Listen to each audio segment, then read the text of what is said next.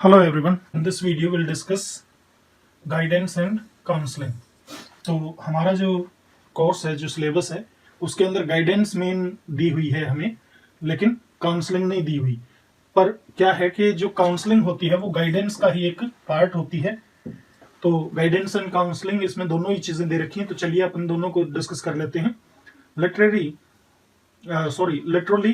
guidance means to direct, to point out, to show the path. It is the assistance or help rendered by a more experienced person to a less experienced person to solve certain major problems of the individual. Which one? Less experienced. That is educational, vocational या professional. Personal. जो guidance है उसका अगर शाब्दिक अर्थ देखें तो क्या है? गाइड करना, डायरेक्ट करना या रास्ता दिखाना, इस तरह। ये होता क्या है? ये एक हेल्प होती है जो दी जाती है एक मोर एक्सपीरियंस्ड पर्सन द्वारा। किसको? लेस एक्सपीरियंस्ड पर्सन को। ठीक है, वो एजुकेशनल हेल्प हो सकती है, वो वोकेशनल यानी कामकाज संबंधी जो प्रोफेशन है उसके संबंधित हो सकती है, या पर्सनल हेल्प भी हो सकती है। The purpose of any education system is not only to foster होता है मतलब प्रोत्साहन देना, to foster academic learning, but also all round development of children. लेकिन एजुकेशन का जो कोई भी एजुकेशन सिस्टम है उसका पर्पज क्या होता है? एकेडमिक लर्निंग को प्रोत्साहित करना ही नहीं, बल्कि बच्चे की ऑल राउंड डेवलपमेंट जो है वो उसका उद्देश्य होता है, पर्पज होता है। Besides cognitive development, schooling also involves appropriate socio-affective development, that is self-reliance, self-discipline, taking initiative, independence of thought, understanding, relationship with people and environment, reasonable action, etc. Schooling में जब बच्चा स्कूल में जाता है तो स्कूलिंग का क्या एक पर्पज होता है कि जो कॉग्निटिव डेवलपमेंट होती है, जो बौद्धिक विकास होता है बच्चे का, बुद्धि का जो विकास होता है, उसके साथ साथ वो और भी चीजों में इन्वॉल्व करती है उसको, बच्चे को किस किस चीज में उसकी डेवलपमेंट करवाती है वो जो सोशियो अफेक्टिव डेवलपमेंट है। सोशियो अफेक्टिव डेवलपमेंट कौन सी होती हैं? जो समाज में प्रभावित करने वाली डेवलपमेंट्स हैं, यानी सामाजिक एक तरह से डेवलपमेंट्स हैं ये। जैसे सेल्फ रिलायंस मतलब अपने आप पर भरोसा करना, अपना डिसिप्लिन, इनिशिएटिव लेना, किसी भी काम की पहल करना, थॉट की आजादी, understanding, relationship with people and environment, मतलब अपना जो रिलेशनशिप है दूसरे लोगों के साथ या एनवायरनमेंट के साथ, उन सब चीजों को मतलब समझना। इस तरह के जो काम होते हैं वो भी इसमें किए जाते हैं स्कूलिंग में। Development of such personal social qualities includes knowledge and understanding, abilities and skills in relation to oneself and others. Development of such personal social qualities, इस तरह की जो पर्सनल सोशल क्वालिटीज की जो डेवलपमेंट है, इंक्लूड्स, उसमें क्या क्या शामिल है? उसमें इंक्लूड होता है knowledge and understanding, abilities and skills in relation to one self and others, मतलब अपने संबंध में और दूसरों के संबंध में। ये नहीं है कि सिर्फ अपने ही संबंध में देखनी होती है नॉलेज और अंडरस्टैंडिंग, दूसरों के संबंध में भी। The school besides the family is a major influence in children's personal social development. जो फैमिली होती है उसके अलावा स्कूल का भी एक अहम रोल होता है बच्चे के पर्सनल सोशल डेवलपमेंट के अंदर।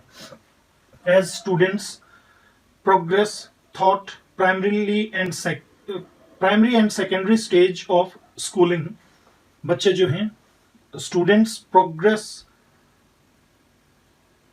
As students progress through thought, नहीं ये sorry, I am extremely sorry, sentence इसी वजह से बन नहीं रहा था। As students progress through primary and secondary stages of schooling, they need an environment that is secure, warm, caring and nurturing. बच्चों को अच्छा एनवायरनमेंट मिलना चाहिए। According to Jones, everyone needs assistance at some time in his life, some will need it constantly and throughout their lives, while others need it only at rare intervals or at times of great crisis. Jones ने क्या कहा है? Johns ने Jones ने कहा है कि हर बंदा जो है उसे लाइफ में कभी ना कभी मदद की जरूरत पड़ती है। कुछ को ये मदद कॉन्स्टेंटली चाहिए, लगातार चाहिए, थ्रू आउट देयर लाइफ चाहिए, पूरा जीवन चाहिए, जबकि दूसरे कुछ ऐसे होते हैं जिनको रेयर इंटरवल्स पे चाहिए, मतलब बहुत कभी कभार, और या at time of great crisis, या बहुत बड़ी क्राइसिस की सिचुएशन में वो फंस जाए, बहुत बड़ी दुविधा की सिचुएशन में वो फंस जाते हैं, तब उनको मदद जो है वो चाहती है। Teachers, in order to foster personal social competence, need to develop an understanding of their students and ensure that all students are treated fairly, are valued, and are exposed to a wide range of personal and social learning experiences. Teachers जो हैं, अगर उनको प्रोत्साहन देना है, poster करना है क्या, पर्सनल सोशल कॉम्पिटेंस, तो उनको किस चीज की जरूरत है, उनको एक अंडरस्टैंडिंग डेवलप करने की जरूरत है। मतलब टीचर्स को अपने स्टूडेंट्स को समझना होगा और इस चीज को श्योर करना होगा, इस चीज के लिए एंश्योर होना होगा कि स्टूडेंट्स को फेयरली ट्रीट किया जा रहा हो, सभी को एक साथ, ये नहीं कि किसी को ज्यादा किसी को कम, वैल्यू उनकी एक बराबर हो, और उनको एक wide range of personal and social learning experiences जो हैं वो उनको दिए जा रहे हो, यानी उनके सामने वो प्रस्तुत किए जा रहे हो। दे आर एक्सपोज्ड टू का मतलब है उनके सामने वो चीजें प्रस्तुत की जा रही हूं।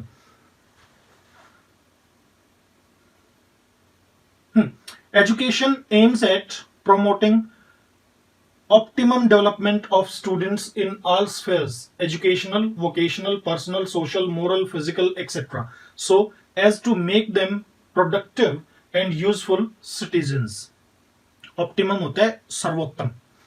तो क्या कहता है ये कि एजुकेशन का जो एम है वो क्या एम है, promoting optimum development of students, कि उसे स्टूडेंट्स की सर्वोत्तम डेवलपमेंट को प्रमोट करना होता है। ये एजुकेशन का उद्देश्य होता है, वो जीवन के हर क्षेत्र में सर्वोत्तम डेवलपमेंट उसकी होनी चाहिए, चाहे वो एजुकेशनल हो, वोकेशनल हो, पर्सनल हो, सोशल हो, मोरल हो, फिजिकल हो, कैसा भी हो, ताकि वो बहुत ही प्रोडक्टिव और यूजफुल सिटीजन आगे जाके बन सके। वो स्टूडेंट्स प्रोडक्टिव मीन्स जो प्रोडक्ट कर पाए, यानी जो एक क्रिएटिविटी हो जिनमें, ठीक है, कुछ नया वो कर पाए।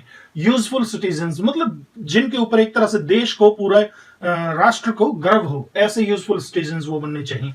Guidance and counselling in harmony with the goals of education aims to facilitate maximum personal development of children in all spheres of life. Important है, ध्यान रखिएगा। गाइडेंस एंड काउंसलिंग जो है वो in harmony with goals of education, जब guidance और counselling के साथ आप मिक्स कर देते हो गोल्स ऑफ एजुकेशन, तो उनका एम क्या बन जाता है, किनका, गाइडेंस एंड काउंसलिंग का क्या एम होता है फिर जब वो एजुकेशन के उद्देश्यों के साथ मिल जाते हैं, तो क्या एम होता है, aims to facilitate maximum personal development, जितनी ज्यादा हो सके बच्चे की उतनी ज्यादा पर्सनल डेवलपमेंट होनी चाहिए ऑफ चिल्ड्रन, बच्चों की, इन ऑल स्फेयर्स ऑफ लाइफ, जीवन के हर क्षेत्र में। यानी गाइडेंस और काउंसलिंग एजुकेशन के उद्देश्यों के साथ मिलकर एक कोशिश करते हैं कि बच्चों की पर्सनल डेवलपमेंट जो है वो बहुत ही अच्छी होनी चाहिए और जीवन के हर क्षेत्र में होनी चाहिए। In its attempt to meet the need of all students, guidance and counseling makes education a meaningful and satisfying experience. Learning and understanding about self is as important as learning about various school subjects.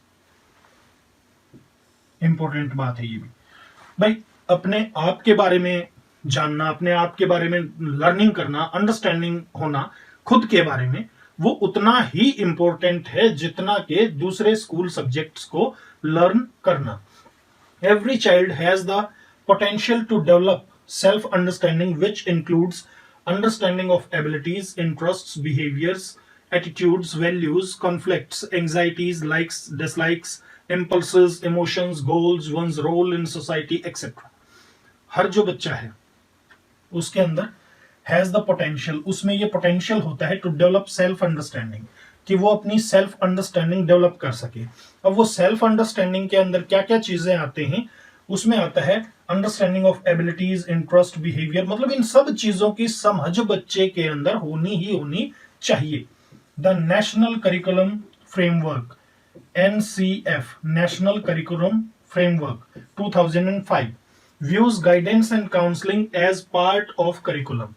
ये जो curriculum होता है, जो subject का जो वो पूरा वो लगाया जाता है भाई एजुकेशन के लिए, पढ़ने के लिए जो भी पाठ्यक्रम होता है, उस पाठ्यक्रम का ही हिस्सा मानती है कौन? The national curriculum framework NFC। इसने 2005 में गाइडेंस एंड काउंसलिंग को करिकुलम का ही हिस्सा माना है। चलिए आगे देखते हैं। Educational career and personal social development of children can be promoted by creating stress-free environment for learning, encouraging students to understand themselves, relating subject matter to self and needs of students, helping children learn independently and cope with demands and challenges, facilitate development of healthy peer relationship through group activities and classroom climate, etc. जो educational career and personal social development of children, ये educational career और personal social development बच्चे की, ये दोनों चीजें किस तरह से प्रमोट की जा सकती हैं? वो प्रमोट की जा सकती हैं एक स्ट्रेस फ्री एनवायरनमेंट लर्निंग के लिए अगर प्रोवाइड किया जाए बच्चे को, तब दूसरा encouraging students for understanding themselves, ताकि वो अपने आप को समझ सकें। मतलब ये सारे काम करके ही एजुकेशनल करियर और पर्सनल सोशल डेवलपमेंट जो है बच्चे की, वो की जा सकती है, उसको बढ़ावा दिया जा सकता है ये सारे काम करके। चलिए नेक्स्ट देखते हैं आगे क्या कहते हैं। The need for guidance and counselling for students emerges from the changes taking place in every sphere of life। जीवन के हर क्षेत्र में जो चेंजेस हो रहे हैं उनकी वजह से जो है काउंसलिंग और गाइडेंस की जो है स्टूडेंट को नीड की जरूरत हुई है। मतलब ये जो गाइडेंस एंड काउंसलिंग की जो जरूरत है वो कैसे उभर के आई? वो उभर के आई है कि जीवन के हर क्षेत्र में चेंजेस हो रही हैं। academic stress, poor academic performance, cutthroat competition, vast and varied educational and career opportunities, and resulting confusion in making career choice, ever growing, changing and complex world of work, dropout, suicide, anger, violence, drug abuse, child abuse, sex abuse, HIV, AIDS, crime, changes in lifestyle, divorced, single parents, etc. are some of the concerns which require support of guidance and counseling service to school students। मतलब ये कुछ ऐसी चीजें हैं जिसमें कुछ हैं, ये सारी नहीं है, कुछ हैं ऐसी जब सिचुएशंस आती हैं बच्चों के सामने तो उन्हें गाइडेंस और काउंसलिंग की जो है वो जरूरत पड़ती है स्कूल स्टूडेंट्स को। Helping for students by various organizations like CBSE, few state level guidance agencies, NGOs, etc. are popular, and popularity of these helplines point towards the need and significance of guidance and counseling requirement for the school system। Helping for students by various organizations like CBSE, जो helpline for students, जो helpline है students के लिए, बहुत सारी organisations हैं जैसे CBSE हो गई, स्टेट लेवल गाइडेंस एजेंसीज हो गई, NGOs हो गए, इस तरह की बहुत सी ऐसी हेल्पलाइंस हैं। और इन हेल्पलाइंस की जो पॉपुलैरिटी है बच्चों के बीच में, मतलब बच्चे इनको बहुत पसंद करते हैं, तो वो ये दिखाती है कि भाई गाइडेंस एंड काउंसलिंग का कितना महत्व है स्कूल सिस्टम के अंदर। ठीक है, क्योंकि इन जैसी जो हेल्पलाइन है, जैसे CBSE की हो गई, स्टेट लेवल गाइडेंस एजेंसीज हो गई, ये भी एक हेल्पलाइन होती है। NGOs चलाते हैं बहुत सारी हेल्पलाइन जो गाइडेंस एंड काउंसलिंग से रिलेटेड ही होती हैं, तो वैसी हेल्पलाइंस को स्कूल में बच्चे बहुत ज्यादा पसंद करते हैं। और बच्चों द्वारा ये जब इतनी पसंद की जाती हैं, तो ये चीज ये दिखाती है कि भाई बच्चों को इस चीज की कितनी जरूरत है स्कूल सिस्टम के अंदर। To address the developmental needs and concerns of students at different stages of schooling, a professionally trained person, a counselor or a teacher counselor is required to work within and with the system। मतलब इस सब के लिए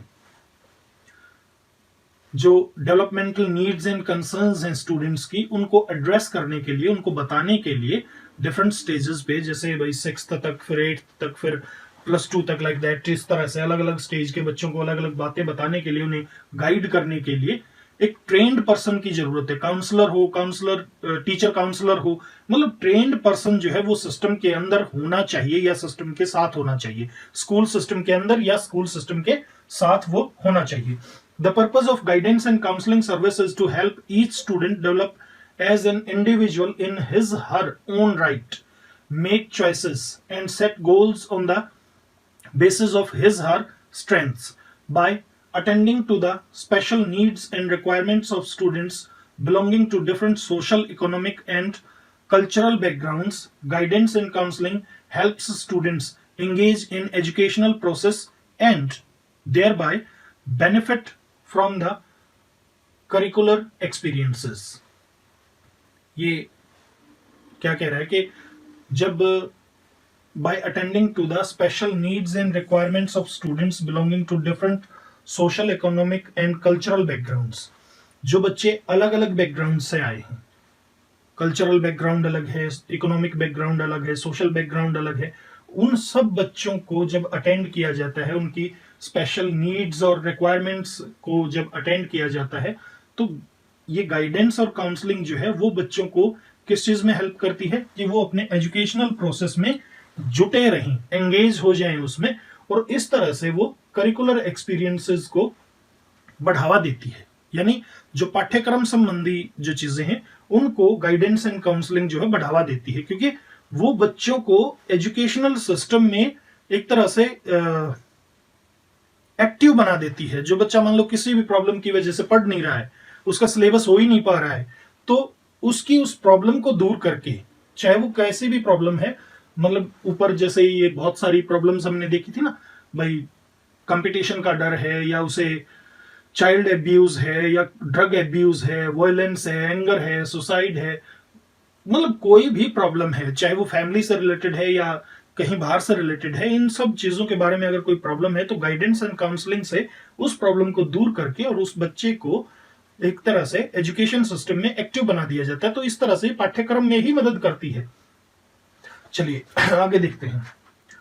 guidance and counselling not only helps students to develop an understanding of one self and of others, it also supports students to deal with their personal, social, academic and career related concerns.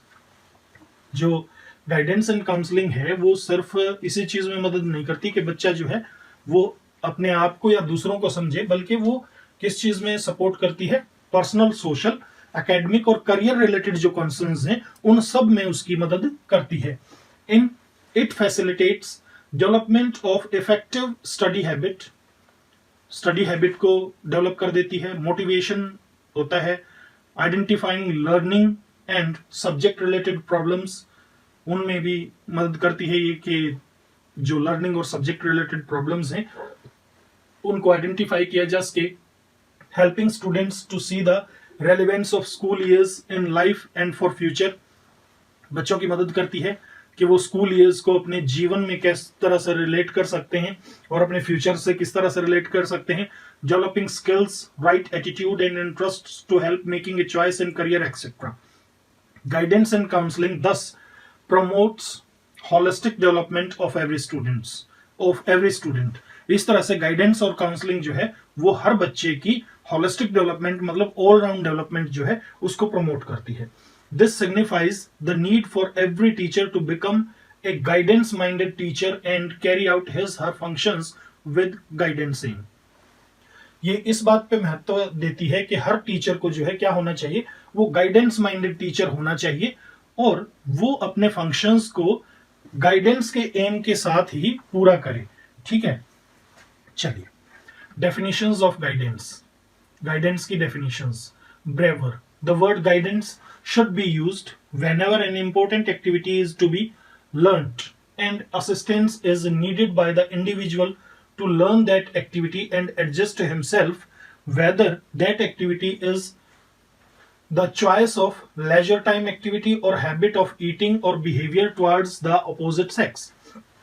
मतलब word guidance जो है वो उसी समय use करना चाहिए जब भी कोई इंपॉर्टेंट एक्टिविटी जो है वो लर्न की जाती है, तभी वर्ड गाइडेंस का यूज करना चाहिए। और जो असिस्टेंस है वो इंडिविजुअल के द्वारा चाही जाती है क्या करने के लिए, उस एक्टिविटी को लर्न करने के लिए और अपने आप को एडजस्ट करने के लिए। वो एक्टिविटी कैसी भी हो सकती है, लेजर टाइम की एक्टिविटी हो सकती है, ईटिंग हैबिट की एक्टिविटी हो सकती है, या जैसे बॉयज गर्ल्स के साथ और गर्ल्स बॉयज के साथ किस तरह का बिहेवियर उनको करना चाहिए, उस तरह के काम को सीखने की भी एक्टिविटी हो सकती है। Crow and crow, guidance is assistance made available by qualified and adequately trained men or women to an individual of any age to help manage his own life activities, develop his points of view, make his own decisions and carry his own burden। Guidance क्या है? एक ऐसी मदद है जो available करवाई जाती है qualified and adequately trained man और वुमेन के द्वारा, यानी अच्छे से वो ट्रेंड हैं, क्वालिफाइड हैं, उन लोगों के द्वारा ये जो गाइडेंस है वो अवेलेबल करवाई जाती है एक मदद के रूप में। किसको? इंडिविजुअल को, किसी भी व्यक्ति को, चाहे वो किसी भी एज का हो। क्या करने के लिए? ताकि वो मैनेज कर पाए अपनी लाइफ की एक्टिविटीज को। दूसरा, वो डेवलप कर पाए अपने पॉइंट ऑफ व्यू को। तीसरा, वो अपने खुद के डिसीजंस ले पाए। और चौथा, वो अपने जीवन का भार जो है वो उठा पाए। ठीक है, तो इन चार चीजों के लिए क्रो एंड क्रो ने कहा है कि इन चार चीजों के लिए ट्रेन्ड जो मेन विमेन होते हैं उनके द्वारा जो मदद प्रोवाइड की जाती है वो गाइडेंस होती है। Jones, guidance is the help given by one person to another in making choices and adjustment and in solving problems.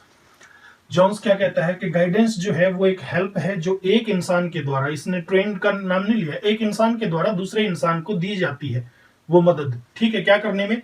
Choices अपनी सेट करने में, एडजस्टमेंट करने में, या प्रॉब्लम्स को सॉल्व करने में। स्किनर ने क्या कहा है? Guidance is a process of helping young persons learn to adjust to self. Skinner ने कहा है कि गाइडेंस जो है वो एक ऐसा प्रोसेस है जो हेल्प करता है यंग पर्संस की, यानी यंग जो स्टूडेंट्स होते हैं उनकी, learn to adjust to self, ताकि वो अपने आप के साथ एडजस्ट कर पाए, टू अदर्स, वो दूसरों के साथ एडजस्ट कर पाए, एंड टू सर्कमस्टांसेस, और वो उन परिस्थितियों के साथ भी एडजस्ट कर पाए। यानी ये एक ऐसी मदद है जो यंग पर्संस को दी जाती है ताकि वो अपने, दूसरों के साथ और परिस्थितियों के साथ एडजस्ट कर पाए। Strength. Guidance is a process of helping every individual. Strength ने क्या कहा है? Guidance is a process of helping every individual through his own efforts. उसके खुद के efforts के माध्यम से to discover and develop his potentialities for his personal happiness and social usefulness. ताकि वो अपने खुद की potentialities को, खुद की क्षमताओं को वो ढूंढ सके बंदा। मतलब हर एक के लिए है गाइडेंस। ठीक है, ये एक मदद होती है हर इंसान के लिए उसके खुद के प्रयासों के माध्यम से। किस लिए? ताकि वो अपनी क्षमताओं को पहचान सके अपनी पर्सनल हैप्पीनेस के लिए और सोशल यूजफुलनेस के लिए। चेसोल्म, चेसोल्म के अकॉर्डिंग क्या है? ये नाम थोड़ा सा हो सकता है, अगर मेरी प्रोनाउंसिएशन रॉन्ग हो तो प्लीज उस चीज को इग्नोर करें। आप अगर जानते हैं तो वो बता सकते हैं मुझे।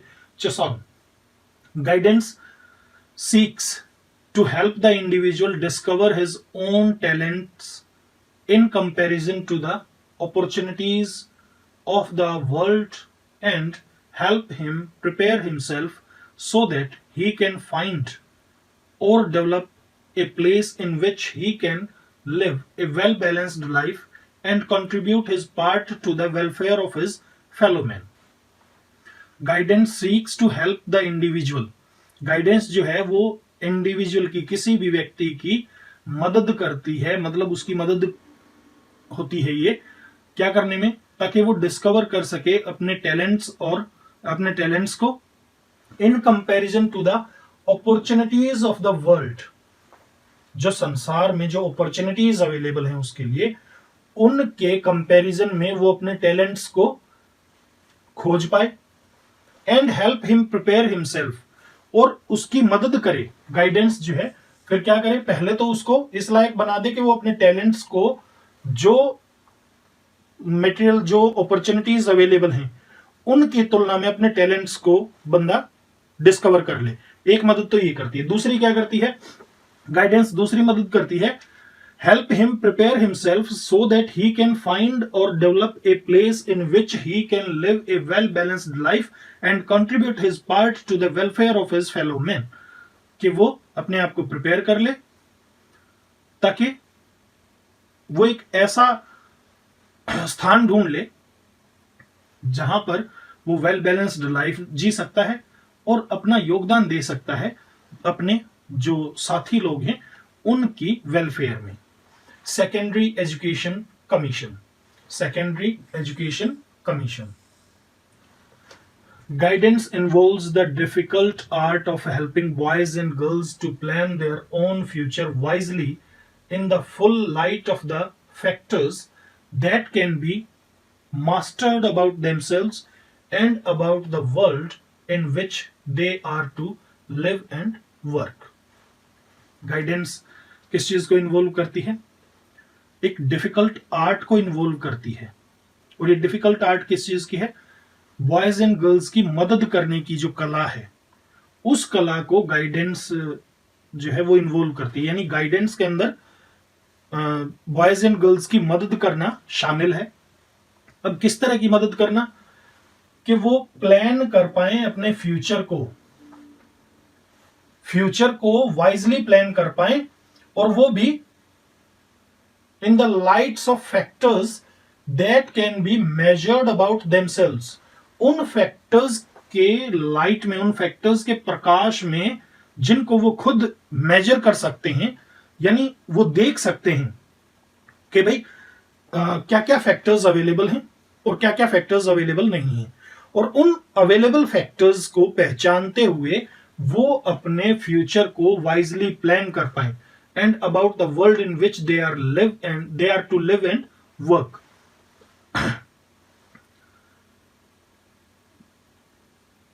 Can be mastered about themselves. Sorry, measured नहीं, can be mastered. Factors that can be mastered about themselves and the world in which they are to live and work. वो अपने फ्यूचर को पूरी तरह से उन फैक्टर्स की लाइट में डेवलप कर पाए जिनको वो अपने आप मास्टर कर सकते हैं, और जो संसार जिसमें उन्हें रहना है उसके संदर्भ में वो अपने फ्यूचर को वाइज तरीके से अगर प्लान कर पाते हैं, इस चीज में मदद करना बॉयज एंड गर्ल्स की वो गाइडेंस कहलाती है. Nature of guidance programme. Guidance programme की नेचर क्या है वो भी देखते हैं. चलो. Students in school need to acquire the attitudes, knowledge and skills that contribute to effective learning and functioning in life. At secondary stage, they need to choose from a range of courses in different streams available in the school or from skill training courses available in the community. Students also need to set future academic or vocational goals after plus 2 stage. This stage demands that they relate their academics to the world of work and overall life in general. Guidance and counseling is not to be viewed as an instruction, it is an intervention. Crow and Crow said that guidance जो है ना वो एक instruction नहीं है, ये intervention है. Intervention होता है एक हस्तक्षेप है, इंस्ट्रक्शन नहीं है, मतलब एक ये नहीं बताना कि ये करना है, वो एक इंटरवेंशन है, एक हस्तक्षेप है, ठीक है। Guidance and counselling is not to be viewed as an instruction. Guidance and counselling को सिर्फ एक इंस्ट्रक्शन के रूप में नहीं देखना चाहिए, इट इज एन इंटरवेंशन। ये एक हस्तक्षेप है, ये एक बीच बचाव का रास्ता है, एडजस्टमेंट का रास्ता है। Crow and crow said that, crow and crow ने क्या कहा है, guidance is not giving directions. Guidance क्या है, वो डायरेक्शंस देना नहीं है, ये आ सकता है। Guidance is not giving directions, crow and crow ने कहा है ये। It is not the imposition of one person's point of view on another person। ये गाइडेंस जो है ऐसा नहीं है कि एक इंसान का जो पॉइंट ऑफ व्यू है, वो जो कुछ सोचता है, उस सोच को दूसरे इंसान के ऊपर थोपना जो है वो गाइडेंस नहीं होता है। It is not making decisions for an individual which he should make for himself. ये ऐसे निर्णय लेना गाइडेंस नहीं है जो निर्णय इंसान खुद ले सकता है और उस इंसान के लिए कोई दूसरा ऐसे निर्णय ले, वो गाइडेंस नहीं होता है। जैसे कई बार क्या होता है, पेरेंट्स ले लेते हैं, टीचर्स ले लेते हैं कि भाई तुझे तो ना साइंस साइड करनी चाहिए, तुझे तो ये करना चाहिए, वो करना चाहिए, जबकि वो उस बच्चे से बात नहीं करते कि भाई आपका इंटरेस्ट किस चीज में है, आपको अच्छा क्या लगता है, आगे बनना क्या चाहते हो, ये सब बातें डिस्कस नहीं करते, बल्कि डिसीजंस ले लिए जाते हैं, तो वो गाइडेंस नहीं है। It is not carrying the burden of another's life.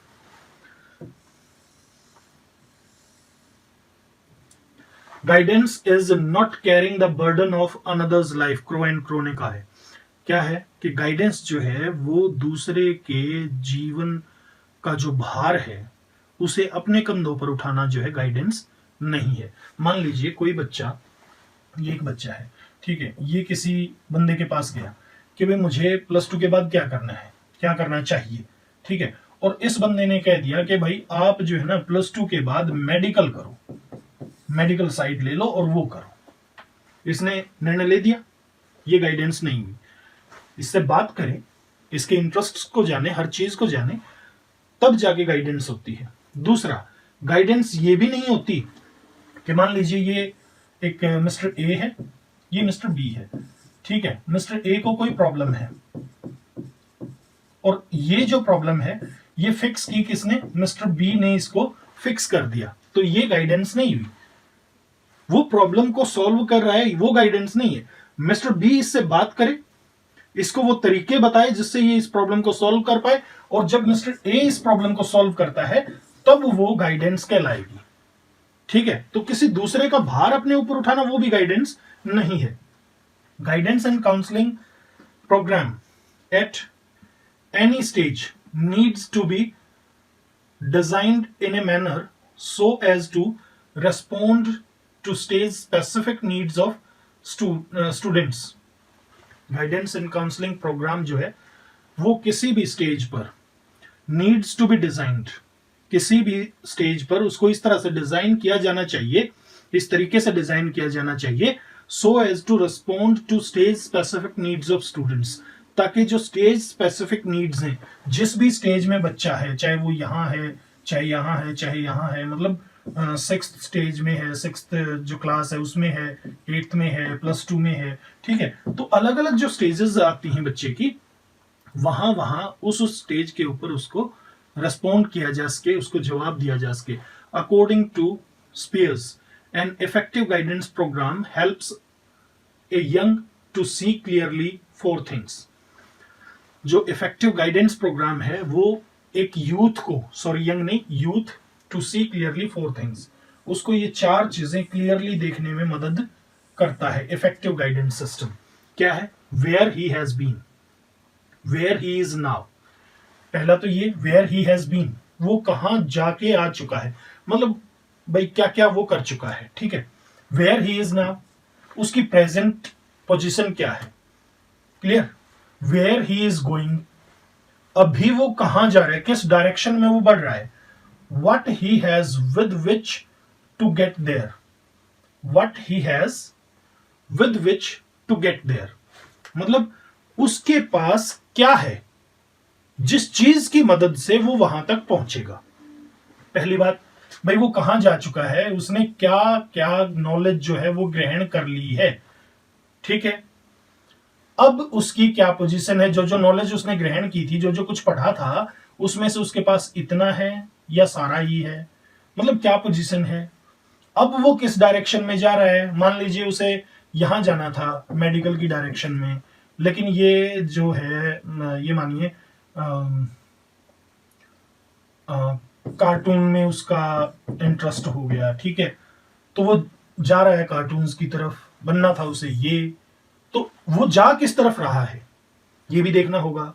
और अगर वो उसी डायरेक्शन में नहीं जा पा रहा है, यहीं खड़ा है, वो कहीं नहीं जा पा रहा, तो उसे देखना होगा कि भाई उसके पास ऐसी क्या चीज है जिसकी मदद से वो वहां तक जा सकता है, सॉल्यूशन तक, एंड तक जा सकता है।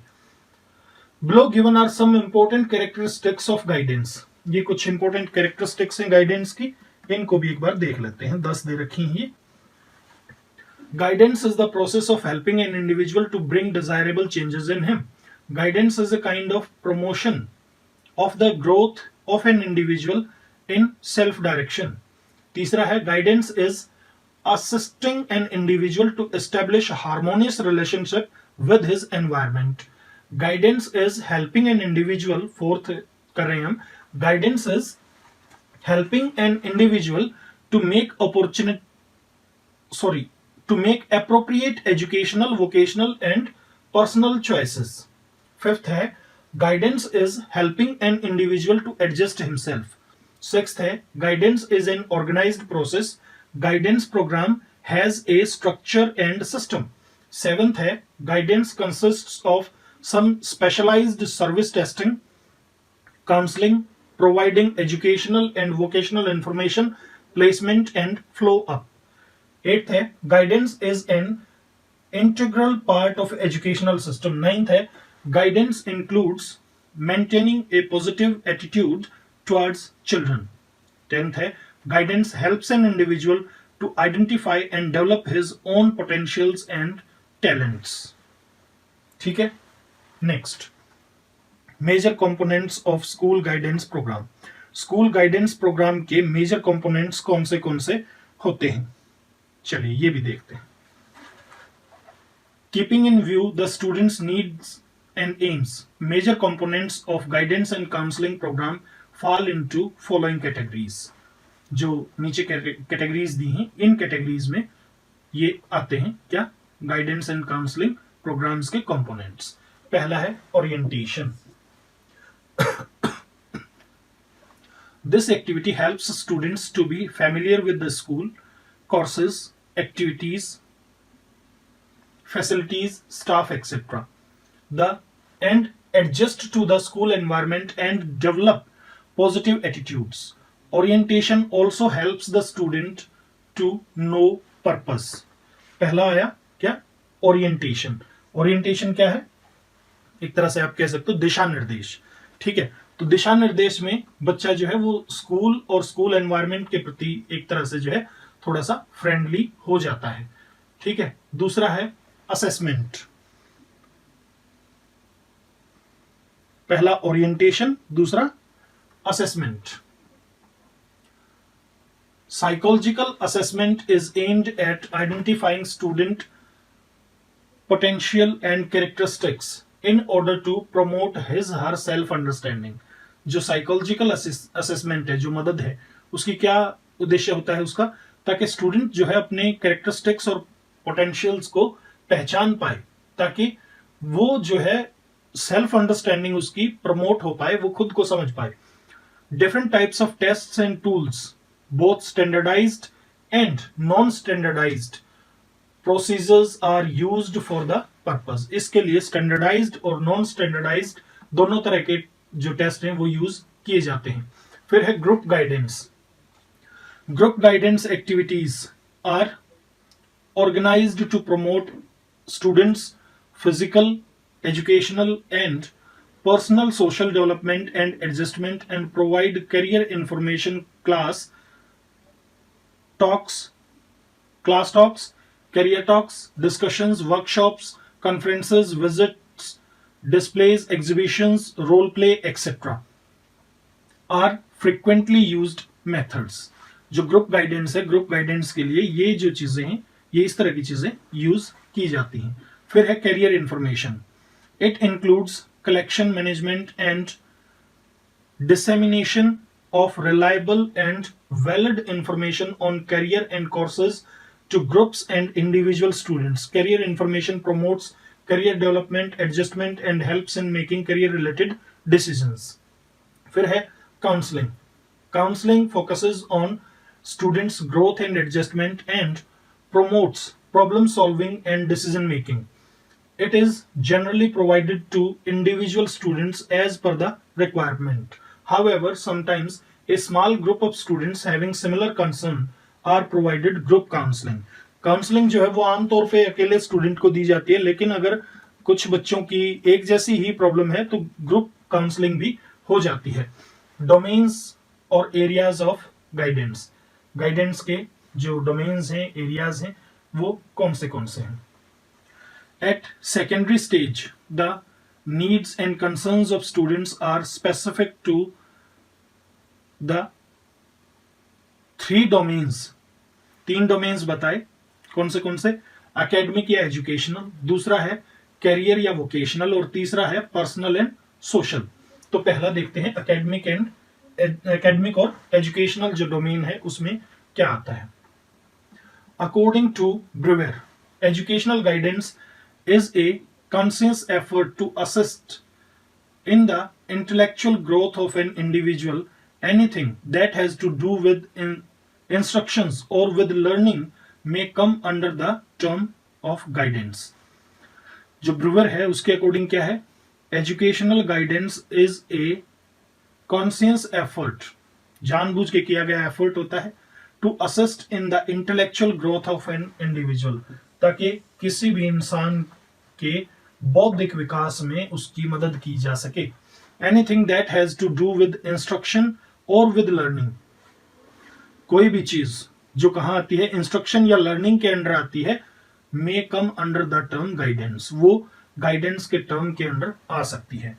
Jones defines educational guidance as the assistance given to the pupils in their choices and adjustments with relation to schools, curriculum, courses and school life. Myers.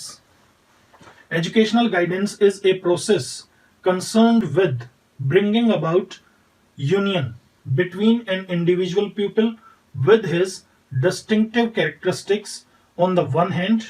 ये क्या है?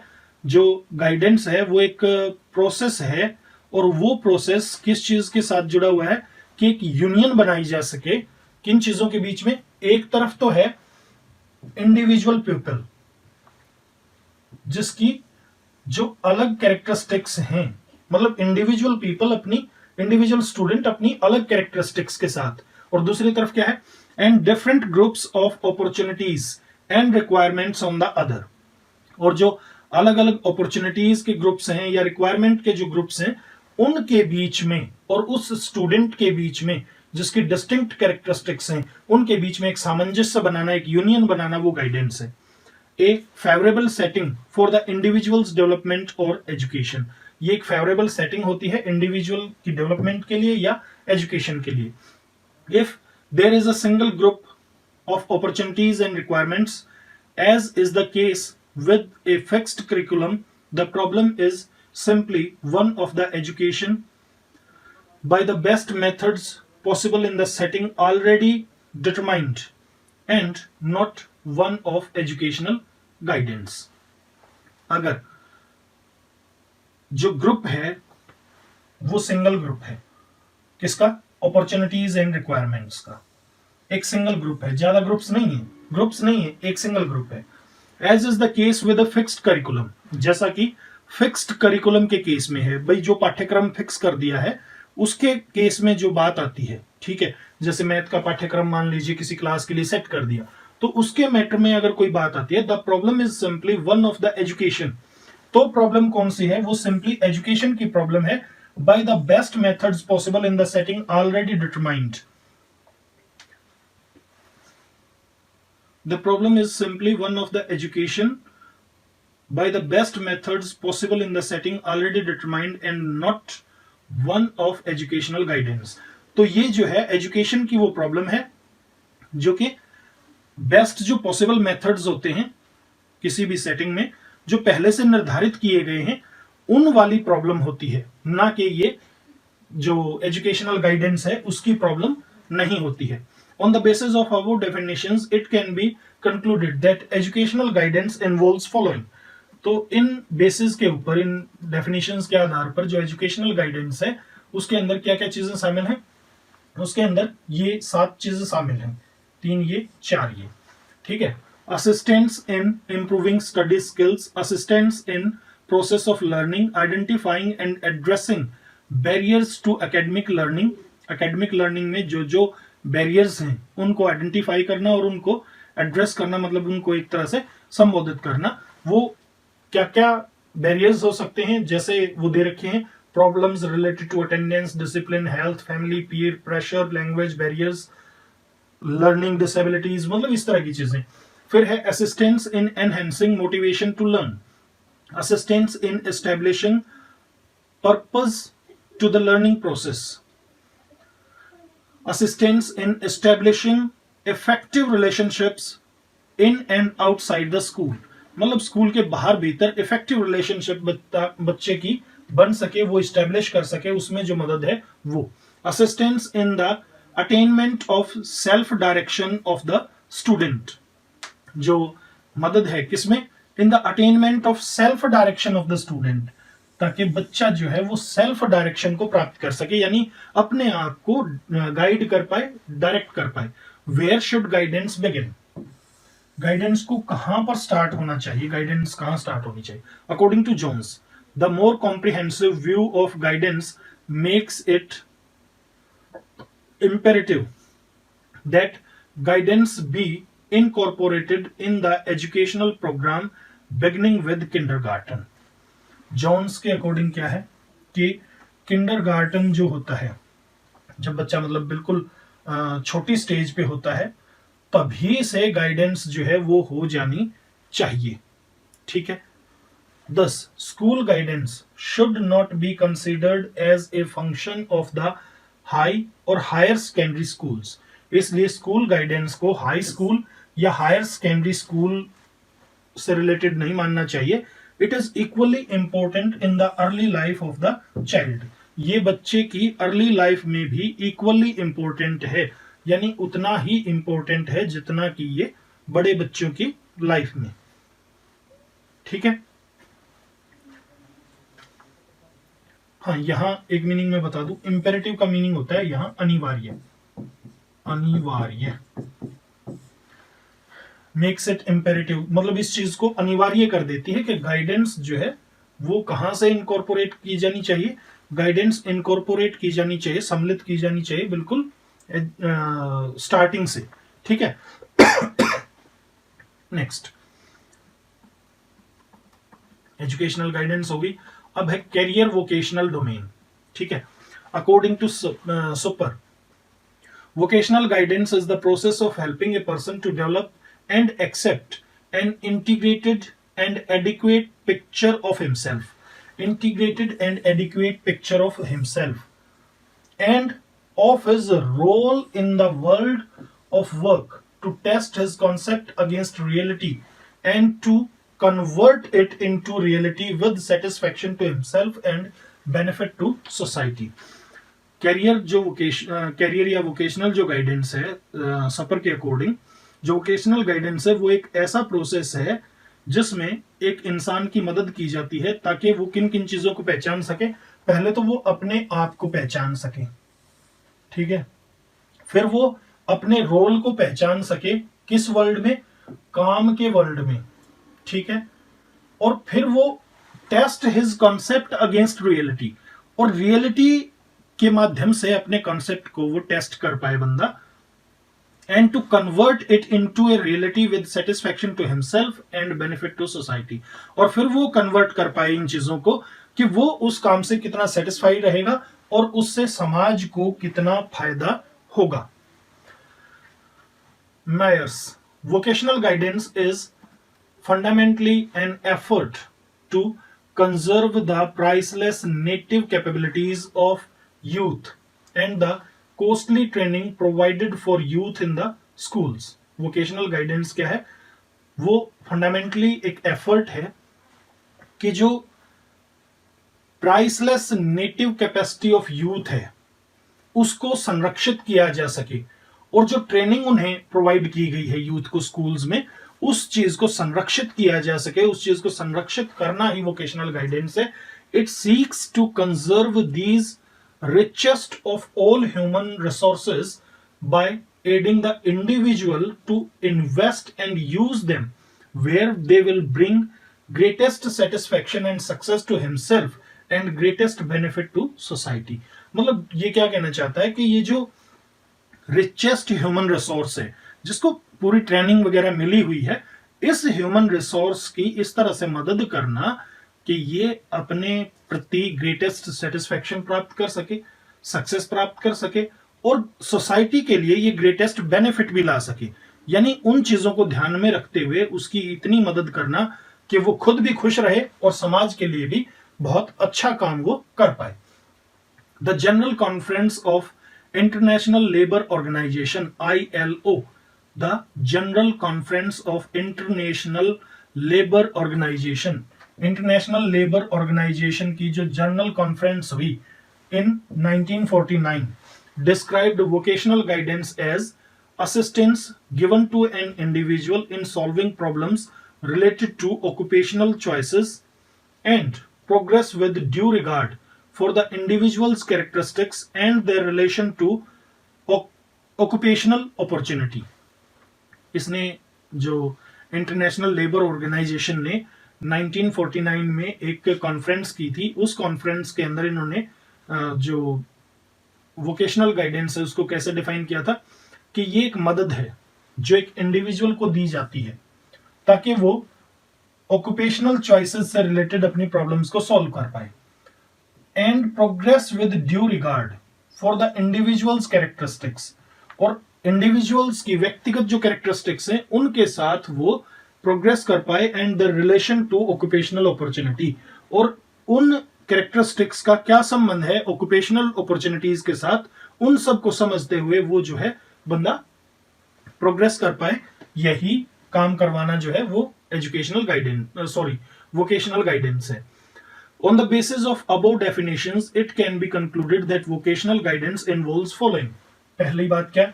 Students need to develop career identity. Students को career identity develop करने की जरूरत होती है। That is developing a view of self in a career. अपना खुद का, मतलब किसी भी करियर में अपना खुद का एक व्यू पॉइंट बना सके, मतलब भाई मैं इस करियर में, इस फील्ड में मैं किस तरह काम कर पाऊंगा, मतलब अपने आप को समझ पाए। Guidance and counselling programme should help the student to find answer to the question. वो उसकी किन क्वेश्चंस में मदद कर पाए, किन क्वेश्चंस के वो आंसर ढूंढ पाए। हु एम आई, मैं कौन हूं। What will I do with my life, मैं अपने जीवन के साथ क्या करूंगा। What am I best fitted for, मैं किस चीज के लिए सही फिट होता हूं, सही जगह पे। How shell I find out my abilities and capacities, और मैं अपनी एबिलिटीज और कैपेसिटीज को कैसे पहचान सकता हूं। फिर है developing vision of career and occupation, world of work. Developing vision of careers and occupations, ताकि वो एक विजन बना सके कैरियर्स और ऑक्यूपेशंस का। Will create interest and motivation for completing the present courses and pursuing further education and training. जब एक vision बन जाता है करियर में या ऑक्यूपेशन में, वो विजन जो है वो एक इंटरेस्ट को क्रिएट करता है। किस चीज के इंटरेस्ट को? मोटिवेशन को क्रिएट करता है फॉर कंप्लीटिंग, ताकि वो कंप्लीट कर पाए। क्या चीज कंप्लीट कर पाए? वो कंप्लीट कर पाए अपनी आगे की जो एजुकेशन है और ट्रेनिंग है उसको वो कंप्लीट कर पाए बच्चा। Knowing their interests and develop interest related with career options. Knowing their interests and develop interests, वो अपने इंटरेस्ट को जान पाए और डेवलप भी कर पाए। रिलेटेड विद करियर ऑप्शंस, और अपने इंटरेस्ट को रिलेट कर पाए करियर ऑप्शन के साथ। Making career plans based on information on alternatives available, जो जो अल्टरनेटिव्स अवेलेबल हैं उनके प्रति जितनी भी इंफॉर्मेशन है उस इंफॉर्मेशन के आधार पर वो अपना जो है करियर प्लान कर पाए।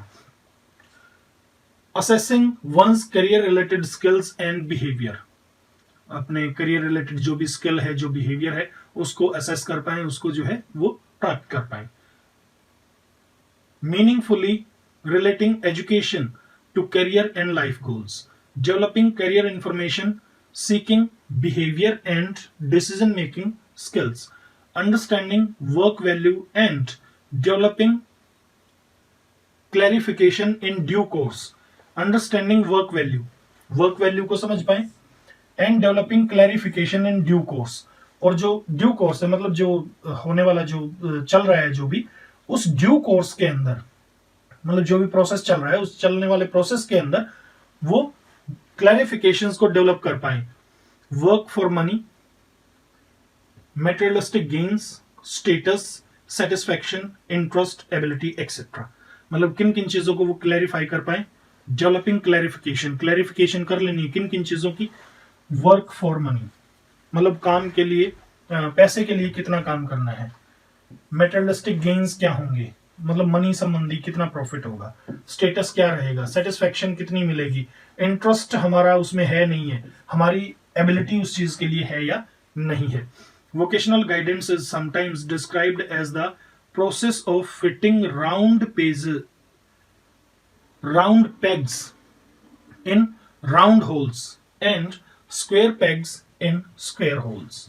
जो गाइडेंस है उसको कई बार कैसे डिस्क्राइब किया जाता है, वो एक ऐसा प्रोसेस है जिसमें मान लीजिए राउंड होल्स हैं और ये स्क्वायर होल्स हैं, ठीक है। कुछ पेग्स हैं हमारे पास, पेग्स मतलब खूंटियां, ठीक है।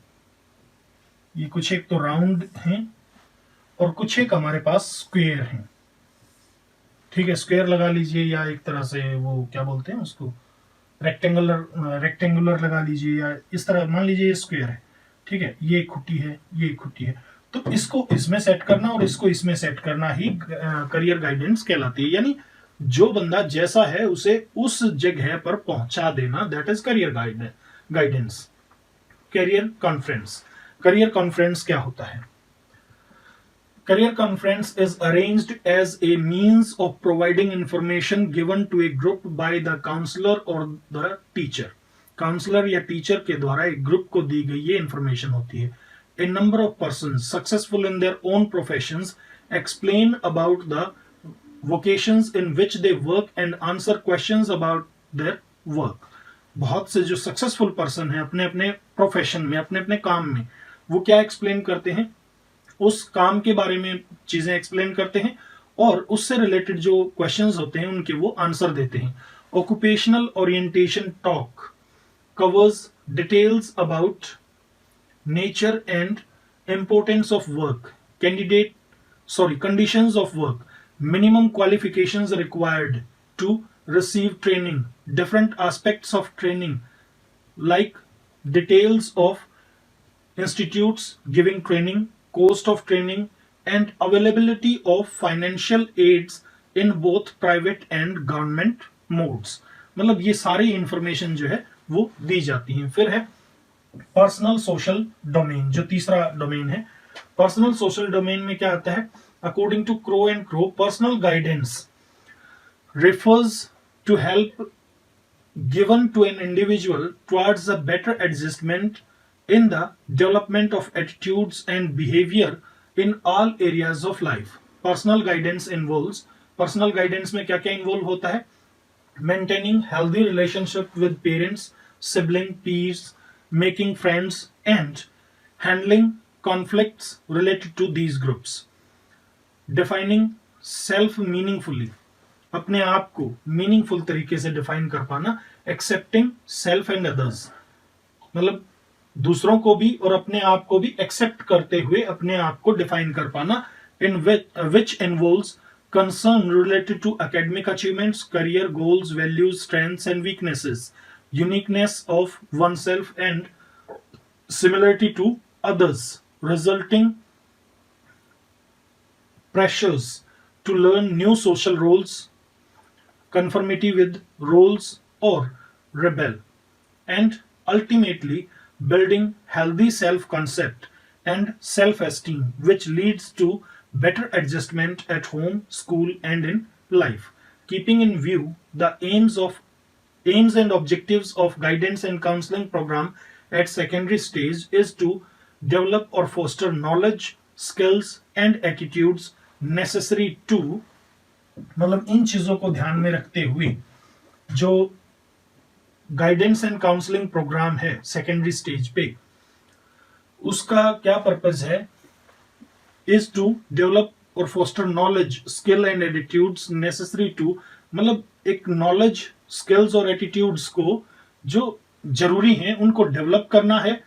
और ये जो नॉलेज है, स्किल है, एटीट्यूड्स हैं, ये किस चीज के लिए जरूरी हैं, ताकि बंदा जो है अंडरस्टैंड सेल्फ, खुद को समझ पाए, डेवलपमेंट ऑफ पोटेंशियलिटीज, अपनी क्षमताओं को डेवलप कर पाए, डेवलपमेंट ऑफ इंटरेस्ट, इंटरेस्ट को डेवलप कर पाए, problem solving, decision making, problem solving और डिसीजन मेकिंग के लिए भी ये चीजें जरूरी हैं। इंटरपर्सनल रिलेशनशिप्स, आपस में जो रिलेशनशिप होते हैं, जो संबंध होते हैं, उनके लिए भी जरूरी है। Setting goals, educational, career and personal, बंदा अपने गोल्स सेट कर पाए, चाहे वो एजुकेशनल हो, करियर रिलेटेड हो, पर्सनल हो। इंफॉर्मेशन सीकिंग, और वो इंफॉर्मेशन भी सीख कर पाए, ठीक है, मतलब इंफॉर्मेशन प्राप्त करने बारे में भी। अब आता है काउंसलिंग। वैसे काउंसलिंग हमारे उसमें है नहीं, लेकिन ये गाइडेंस का ही एक पार्ट होता है, तो थोड़ा सा इसको भी देख लेते हैं। Counselling is the intimate and vital part of entire guidance. Guidance का एक इंटीमेट पार्ट है, वाइटल पार्ट है, मतलब इसका अंदरूनी पार्ट है और बहुत जरूरी पार्ट है। Counselling is a process of enabling the individual to know himself and his present and possible future situations in order that he may make substantial contributions to the society and to solve his own problems through a face-to-face personal relationship with the counselor. Counselling जो है वो एक ऐसा process है जिसमें किसी individual को इस लायक बना दिया जाता है कि वो अपने आप को समझ पाए और अपनी जो प्रेजेंट और पॉसिबल फ्यूचर की जो सिचुएशंस हैं उनको समझ पाए, in order that he may make substantial, ताकि वो एक जो सब्सटेंशियल कंट्रीब्यूशन है, ठोस कंट्रीब्यूशन है, आप एक तरह से कह सकते हो, पर्याप्त या संतोषजनक कंट्रीब्यूशन कह सकते हो, जो सोसाइटी को वो दे पाए। And to solve his problems, अपनी प्रॉब्लम्स को भी सॉल्व कर पाए, through a face to face personal relationship with the counsellor. किसके माध्यम से? काउंसलर के साथ एक फेस टू फेस जो पर्सनल रिलेशनशिप हो, उसके माध्यम से वो ये सारे काम कर पाए। उस प्रोसेस को काउंसलिंग कहते हैं। यानी काउंसलिंग एक ऐसा प्रोसेस है जिस प्रोसेस के अंदर बंदा जो है वो एक काउंसलर से फेस टू फेस होता है, और फेस टू फेस होने के बाद वो इन सारी चीजों को कर पाता है। Webster's dictionary defines counselling and consultation. Counselling और कंसल्टेशन को वेबस्टर डिक्शनरी किस तरह से डिफाइन करती है? Defines counselling as consultation, consultation के रूप में डिफाइन करती है। Mutual interchange of opinions, deliberating together, जो आपस में जो इंटरचेंज होता है ओपिनियंस का और बहुत डेलिब्रेट तरीके से होता है, वो होता है काउंसलिंग। ये वेबस्टर डिक्शनरी कहती है। फिर है रैन। रैन के अकॉर्डिंग क्या है? Counselling is a dynamic and purposeful relationship between two people who approach A mutually defined problem with mutual consideration for each other to the end that the younger or less mature or more troubled of the two is aided to a self-determined resolution of his problem. ये क्या कहता है कि counselling एक ऐसा dynamic और purposeful relationship है दो लोगों के बीच में, ठीक है, जो आपस में पहुंचते हैं कहां पर? म्यूचुअली डिफाइंड प्रॉब्लम के ऊपर पहुंचते हैं, with mutual consideration for each other, जिसमें दोनों एक दूसरे को समझते हैं, और एंड पे जाके जो यंगर है या जो लेस एक्सपीरियंस्ड है, लेस मैच्योर है, या जो ज्यादा सफर कर रहा है, यानी जिसको प्रॉब्लम है, ठीक है, उसको मदद कर दी जाती है किस चीज में, कि वो एक सेल्फ डिटरमाइंड तरीके से अपनी प्रॉब्लम को रिजोल्व कर पाए। That is known as counselling. यानी इसमें दो बंदे होते हैं, एक मोर एक्सपीरियंस्ड, एक लेस एक्सपीरियंस्ड, या एक जो काउंसलर है और एक जिसे प्रॉब्लम है, ठीक है। तो दोनों आपसी सहमति के द्वारा जो है एक प्रॉब्लम को डिस्कस करते हैं और फिर उसका सॉल्यूशन निकालते हैं। किस बेस कैसा होता है वो सॉल्यूशन, जिस बंदे को प्रॉब्लम है, प्रॉब्लम फेसर जो बंदा है, जो प्रॉब्लम को फेस कर रहा है, वो बंदा ही उस प्रॉब्लम को सॉल्व करता है, ठीक है, काउंसलर नहीं करता इसमें। Carl Rogers, counseling is a series of direct contacts with the individual which aims to offer him assistance in changing the attitudes and behavior। मतलब ये क्या ऑफर करता है, ये एक ऐसी मदद ऑफर करता है, इसके अकॉर्डिंग, कार्ल रोजर के अकॉर्डिंग, काउंसलिंग जो है एक ऐसी मदद ऑफर करती है जिस मदद के बेस पे बंदा जो है वो अपने एटीट्यूड और बिहेवियर को चेंज कर सकता है। Ruth Strang, it is a face-to-face relationship in which growth takes place in the counselor as well as the counselee। Counsellee मतलब जिसको प्रॉब्लम है, ठीक है, काउंसलर जो वो सलाह दे रहा है। तो ये एक ऐसा रिलेशनशिप है जिसमें ग्रोथ होता है दोनों का ही, काउंसलर का भी और काउंसली का भी। Smith defines counselling as a process in which the counsellor assists the counselee to make interpretations of facts relating to a choice, plan or adjustment which he needs to make। ये एक ऐसा process है जिसमें counsellor जो है वो counsellee की मदद करता है। To make interpretations, to make interpretations, कि वो व्याख्या कर पाए, वो उन चीजों का अर्थ निकाल पाए। किन चीजों का? फैक्ट्स का। Relating to a choice, plan और adjustment which he needs to make, मतलब इन चीजों का वो अर्थ निकाल पाए, और इसमें काउंसलर जो है वो काउंसली की मदद करता है बस। Shostrom and Brammer, counselling is a self adjustive process which helps the client become more self directive and self responsible. Wrenn, counseling is a personal and dynamic relationship between the two individuals, one of whom is older or more experienced than the younger, who together approach a more or less well-defined problem of the younger or less experienced or less wise, with mutual consideration for each, to the end that the problem may be helped to a self-determined solution of it। मतलब इसमें दो बंदे होते हैं, एक less experienced, एक ज्यादा experienced, ठीक है। दोनों म्यूचुअल तरीके से अपनी उस प्रॉब्लम को डिस्कस करते हैं और फिर वो एक सेल्फ डिटरमाइंड जो सॉल्यूशन है उस तक पहुंचते हैं। सेल्फ डिटरमाइंड सॉल्यूशन मतलब जो काउंसलर है वो उसको गाइड करता रहता है, मदद करता रहता है, लेकिन जो काउंसली है वो खुद उस डिटर्मिनेशन तक पहुंचता है, उस लक्ष्य तक पहुंचता है जहां जाके वो अपने उस सॉल्यूशन को डिसाइड कर लेता है। दस, counselling is a process that occurs between two individuals, counsellor and counselee, या क्लाइंट भी आप इसको कह सकते हो। It takes place within a professional setting. ये कहां होती है? प्रोफेशनल सेटिंग में होती है, जो कि गाइडेंस जरूरी नहीं है प्रोफेशनल सेटिंग में हो। It is initiated and maintained as a means of facilitating changes in the behavior of the client। ये किस तरह से मेंटेन की जाती है? ये एक साधन के रूप में मेंटेन की जाती है ताकि जो क्लाइंट है, जो काउंसली है, उसके बिहेवियर में जो चेंजेस हैं उनको आसान बनाया जा सके। It is a professional task for professionally trained people.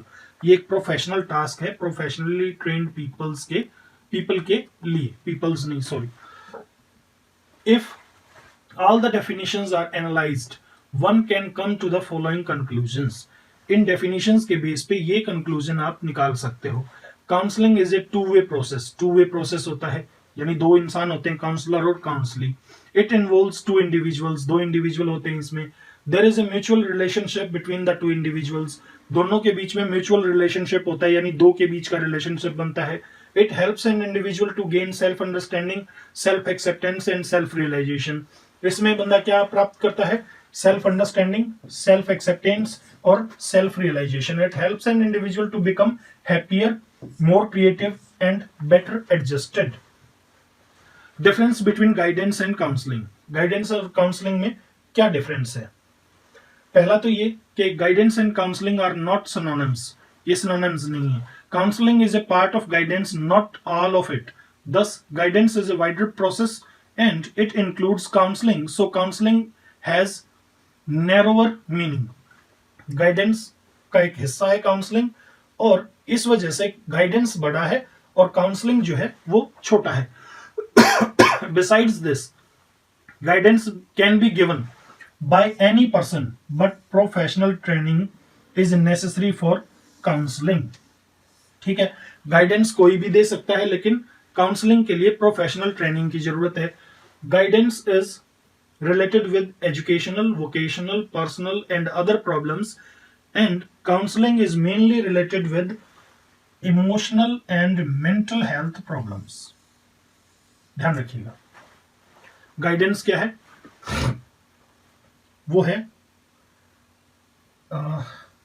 Educational, vocational, personal और अदर प्रॉब्लम्स के लिए गाइडेंस दी जा सकती है, लेकिन काउंसलिंग जो है मेनली वो इमोशनल और मेंटल प्रॉब्लम्स के लिए ही दी जाती है.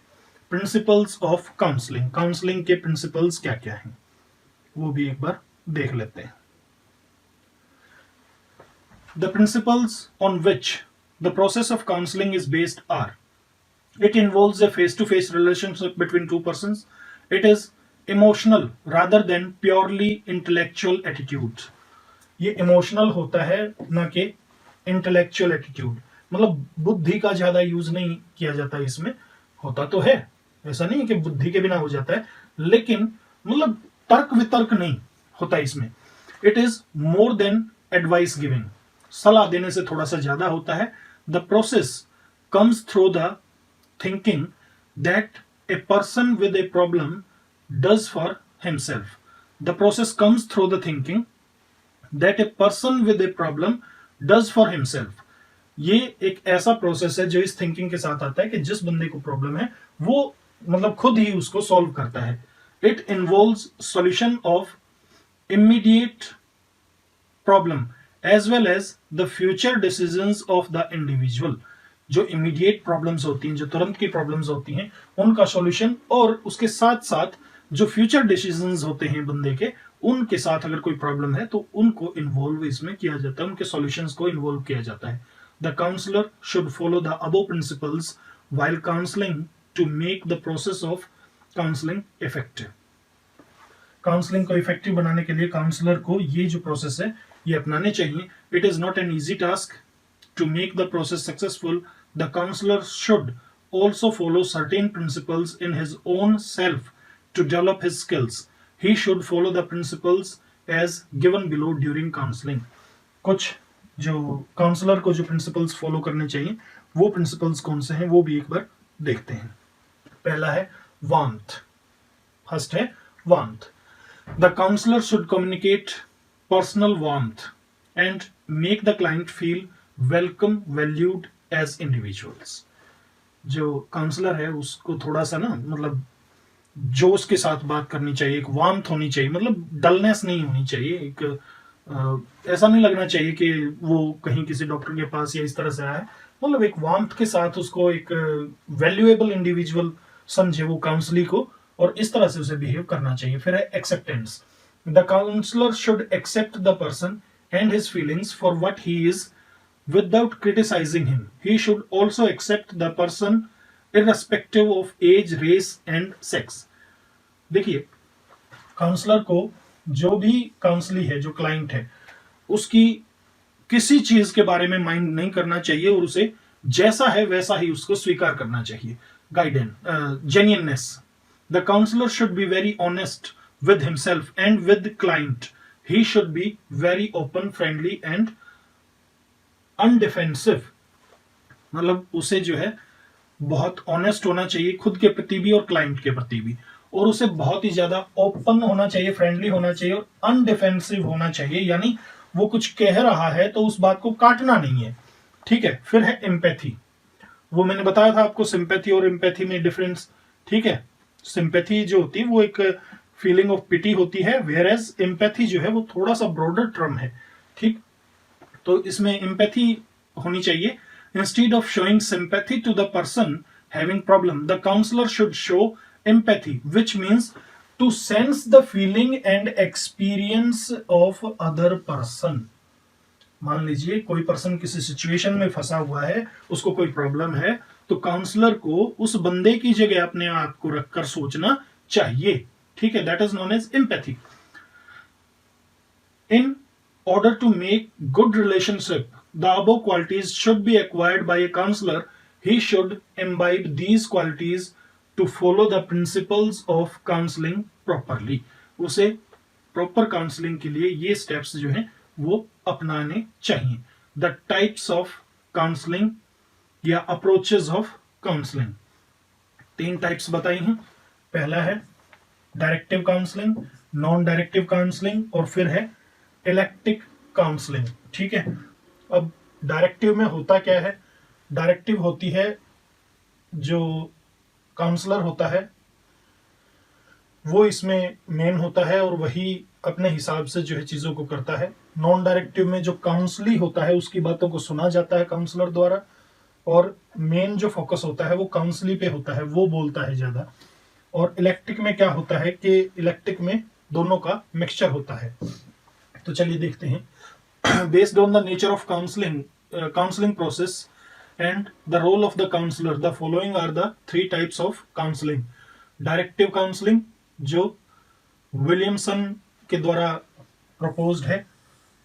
ठीक है, non directive counselling Carl Rogers द्वारा प्रपोज्ड है, और इलेक्टिक काउंसलिंग जो बोर्डिन द्वारा प्रपोज्ड है, थॉर्न भी कहते हैं। डायरेक्टिव काउंसलिंग या काउंसलर सेंटर्ड, इसमें डायरेक्टिव में काउंसलर जो है वो मेन होता है, या प्रेस्क्रिप्टिव काउंसलिंग, 3 नाम आ गए इसके, डायरेक्टिव, काउंसलर सेंटर्ड या प्रिस्पेक्टिव काउंसलिंग। ठीक है, तो ये होती क्या है, कैसे क्या होता है इसमें वो देखिए। B G Williamson is the chief exponent, main जो इसका एक तरह से सपोर्टर है B G Williamson. The counsellor assumes the major responsibility of solving the problem, he is the leader और it is he who dominates. कौन डोमिनेट करता है? काउंसलर जो है वो इसमें डोमिनेट करता है, वो मेन होता है। Counsellor identifies, defines, diagnoses and provides a solution to the problem. Counsellor जो है वो प्रॉब्लम को आइडेंटिफाई करता है, डिफाइन करता है, डायग्नोज करता है और फिर उसका सॉल्यूशन प्रोवाइड करवाता है। Counsellor directs thinking by informing,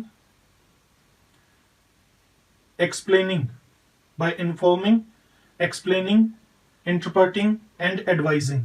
counsellor जो है वो थिंकिंग को डायरेक्ट करता है, इन्फॉर्म करके, फिर कोमा आएगा, एक्सप्लेन करके, इंटरप्रेट करके या एडवाइज करके। Thus, majority of talking is done by the counselor. इसमें जो ज्यादातर बातचीत की जाती है वो काउंसलर द्वारा की जाती है। Counsellor oriented process is adopted, counsellor oriented process इसके अंदर होता है। Emphasis is on the problem, problem के ऊपर ज्यादा एम्फेसिस रहता है। Basic assumptions of directive counselling can be as following, जो बेसिक अजम्पशंस हैं वो इस तरह से हैं। Counsellor has superior training, counsellor की बहुत सुपीरियर ट्रेनिंग होती है। अगला है counsellor has superior training, experience and information and is competent to give advice about how to solve a particular problem. Counsellor जो है वो बहुत ज्यादा उसकी ट्रेनिंग होती है, बहुत ज्यादा एक्सपीरियंस होता है और उसके पास इंफॉर्मेशन भी काफी होती है और वो इस लायक होता है, इतना कॉम्पिटेंट होता है कि वो किसी भी प्रॉब्लम को सॉल्व करने का जो सलाह है वो दे सकता है। The mall adjustment of an individual does not entirely impair the intellectual ability of the client. जो माल एडजस्टमेंट है किसकी, इंडिविजुअल की, does not entirely impair the intellectual ability of the client. वो इम्पेयर नहीं होती है उसकी इंटेलेक्चुअल एबिलिटी से, जो बौद्धिक एबिलिटी है क्लाइंट की, उससे। Hence counselling is primarily an intellectual process, और इसीलिए काउंसलिंग क्या होती है, वो एक इंटेलेक्चुअल प्रोसेस होता है।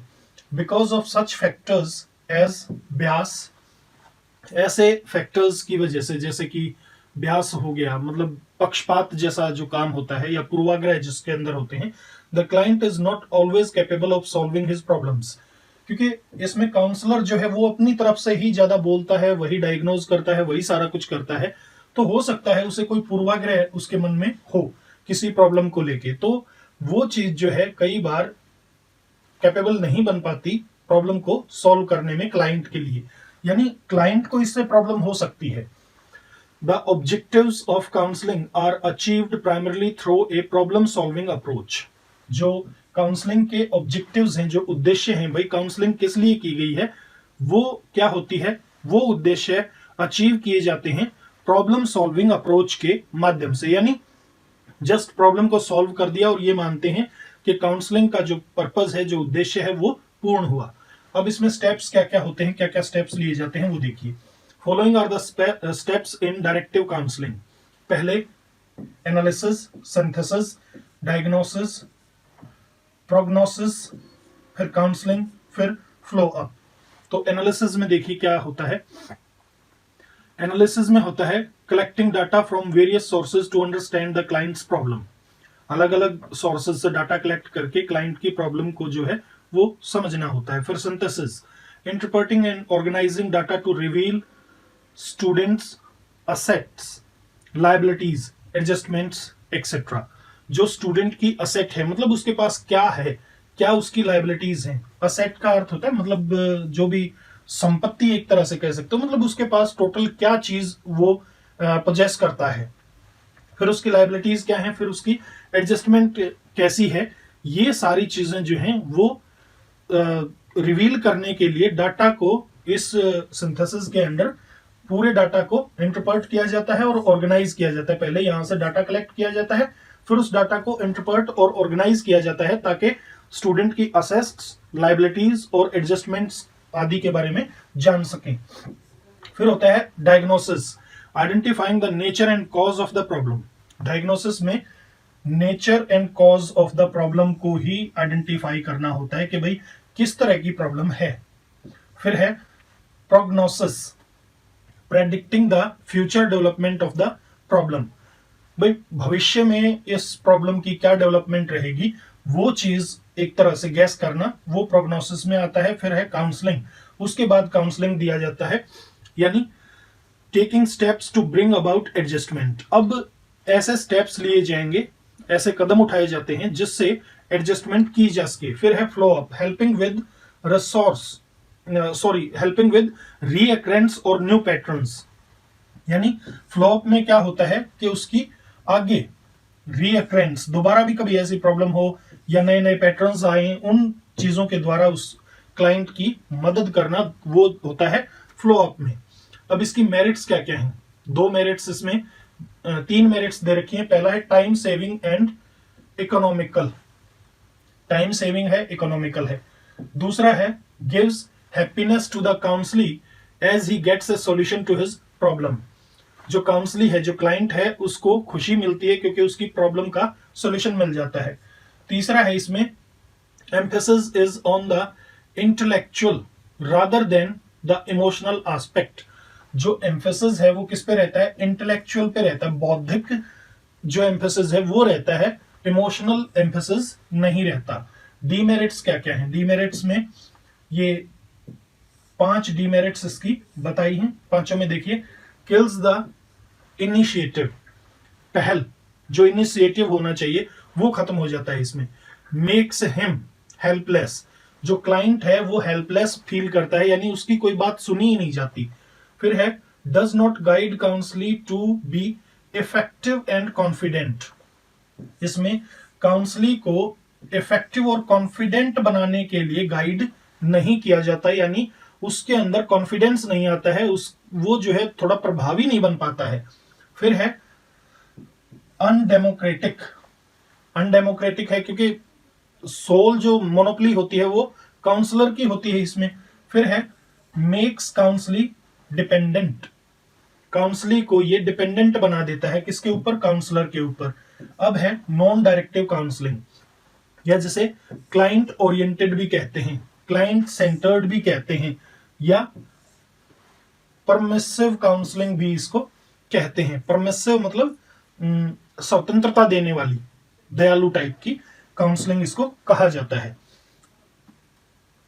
इसके जो चीफ एक्सपोनेंट कार्ल रोजर्स, पहले ही कर चुके हम। फिर है counsellee is allowed free expression.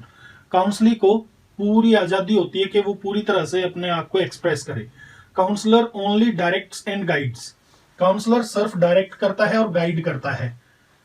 In non directive counselling the counsellor remains silent to the maximum and allows the counselee to speak freely about the problem. Non directive जो counselling है, इसके अंदर काउंसलर ज्यादातर समय चुप रहता है और काउंसली को यानी क्लाइंट को फ्री तरीके से बोलने का, अपनी प्रॉब्लम के बारे में बोलने का मौका दिया जाता है। फिर है counsellor asks a few questions so as to think about the solution of the problem. Problem के सॉल्यूशन को जानने के लिए काउंसलर कुछ क्वेश्चंस पूछता है। फिर है counselee takes active part, gains insight into the problem with the help of the counsellor and arrives at the decision and action to be taken. जो काउंसली है, जो क्लाइंट है, वो इसमें एक्टिव पार्ट निभाता है। फिर वो क्या करता है? प्रॉब्लम का इंसाइट ले लेता है, यानी प्रॉब्लम को अच्छे से समझ लेता है और काउंसलर की हेल्प से वो एक ऐसे डिसीजन पर पहुंचता है या ऐसी वो सिचुएशन में पहुंचता है जहां उसे पता होता है कि क्या एक्शन लेना है। फिर है काउंसलर्स रोल इज पैसिव। जब काउंसली का रोल एक्टिव होगा तो काउंसलर का रोल जो है वो नेचुरली इसमें पैसिव हो जाएगा। Goal is independent and integration of the client rather than the solution. Goal is independent. Goal जो है इसमें इंडिपेंडेंट होता है, जो लक्ष्य है वो स्वतंत्र होता है। Integration of the client rather than the solution, इसमें क्लाइंट के साथ इंटीग्रेशन किया जाता है, काउंसलर और क्लाइंट का इंटीग्रेशन होता है, ना कि सॉल्यूशन पे ज्यादा फोकस होता है। फिर है role of the counsellor is to create an atmosphere in which the counsellor can work out his own understanding. Counsellor का रोल होता है कि वो एक ऐसा एटमोस्फियर क्रिएट कर दे जिसमें काउंसली जो है वो अपनी प्रॉब्लम को समझने के लिए फ्रीली काम कर सके। फिर है emotional aspect rather than the intellectual aspect is stressed. उसमें क्या था डायरेक्टिव में होता है इंटेलेक्चुअल एस्पेक्ट के ऊपर स्ट्रेस होता है, नॉन डायरेक्टिव में इमोशनल एस्पेक्ट के ऊपर स्ट्रेस दिया जाता है। नेक्स्ट है counselling relationship is the establishment of a warm, permissive and accepting climate which helps the client to express his self structure। जो काउंसलिंग रिलेशनशिप होती है वो किस पे आधारित होती है, किस पे एस्टेब्लिशमेंट होती है उसकी?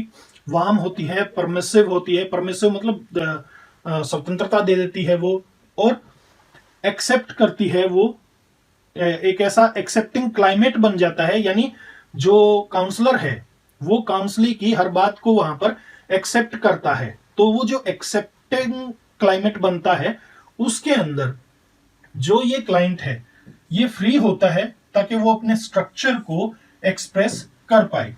अब इसकी मेरिट्स क्या क्या हैं वो देखते हैं। इसमें 4 मेरिट्स इसकी दी हैं। पहली है फ्रीडम ऑफ द इंडिविजुअल, दूसरी है relieves tension due to catharsis. Catharsis की वजह से, मतलब कैथारसिस होता है एक तरह से साफ हो जाना, किसी चीज का साफ हो जाना, तो जो टेंशन वगैरह है वो साफ हो जाती, निकल जाती है। ठीक है, इस तरह से वो रिलीव कर देता है, टेंशन को कम कर देता है। Moves towards acceptance of himself. जो काउंसली है, जो क्लाइंट है, वो किस तरफ मूव करता है? अपने आप को स्वीकार करने की तरफ वो मूव करता है। ठीक है, फिर है confirms weakness without feeling threatened, confronts weaknesses without being threatened. जो उसकी कमियां होती है ना क्लाइंट की, क्लाइंट उनका सामना करता है, अपनी कमियों का सामना करता है बिना उनसे थ्रेट लिए हुए, यानी उनसे डरता नहीं है, घबराता नहीं है, बिना घबराए अपनी परेशानियों का, अपनी कमियों का जो क्लाइंट है वो सामना करता है इस नॉन डायरेक्टिव में। डीमेरिट्स क्या है इसकी? टाइम कंज्यूमिंग है, भाई क्लाइंट अपनी सारी प्रॉब्लम बताता है तो उसमें टाइम ज्यादा लग जाता है। फिर है wisdom and judgement of the client can not be relied upon. जो क्लाइंट की विजडम और जजमेंट है उसके ऊपर पूरी तरह से भरोसा नहीं किया जा सकता। All the problems can not be sorted out through talking.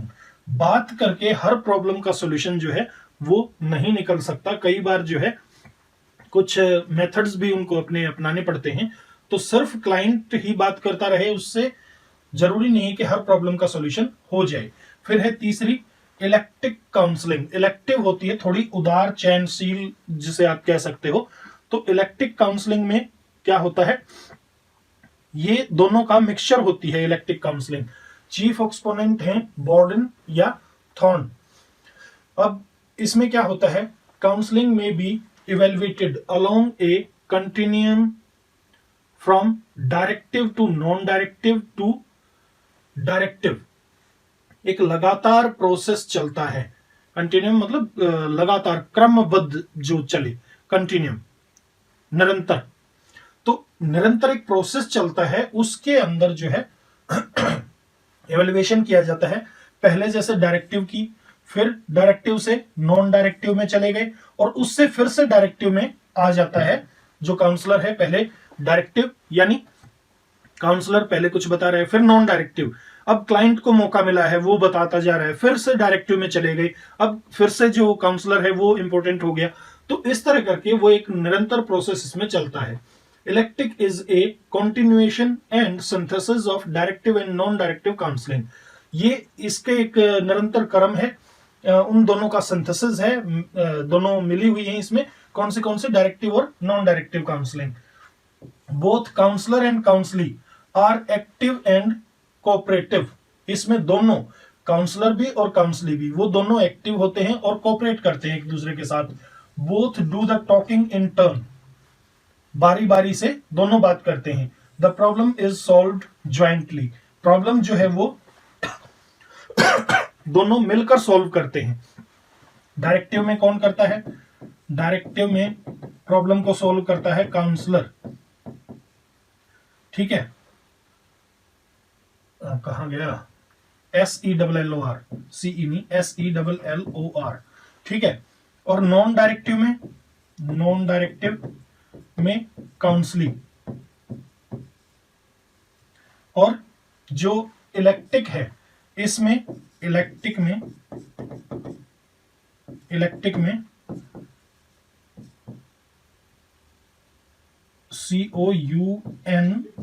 COUNSELLOR, counsellor and counsellee दोनों मिलके प्रॉब्लम को सॉल्व करते हैं। तो ये ध्यान रखना है कि ये दोनों का मिक्सचर है, डायरेक्टिव काउंसलर की, नॉन डायरेक्टिव काउंसली की, और इलेक्टिक दोनों की।